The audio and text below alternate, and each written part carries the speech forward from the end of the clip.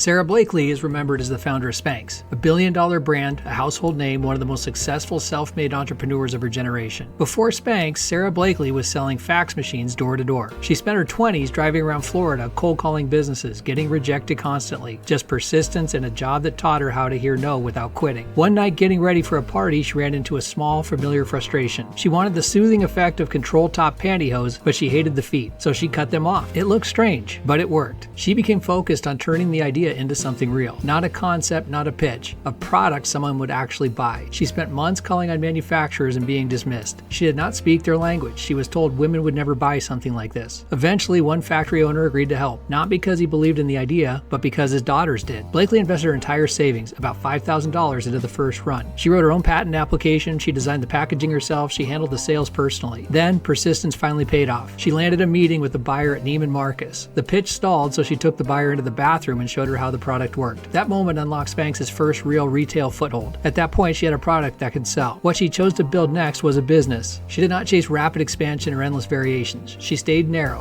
One core problem, one customer. When she expanded, it was deliberate. Better fits, more sizes, extensions that reinforced trust instead of distracting from it. She paid attention to how customers talked about Spanx and built the brand around that voice. That consistency made the product recognizable before the logo ever mattered. She also avoided outside capital, which gave her control over pricing, distribution, and pace. Over time, new product lines followed naturally, not as experiments, but as extensions of a reputation she had already earned. That is the difference between creating a product and building a business. Sara Blakely did not just sell a clever idea. She built a company that expanded thoughtfully, reached millions of customers, and compounded for decades. Spanx grew into a global brand, generated billions in revenue over its lifetime, and remained founder-led for more than 20 years. In 2021, Blakely sold a majority stake in Spanx at a valuation of over $1 billion.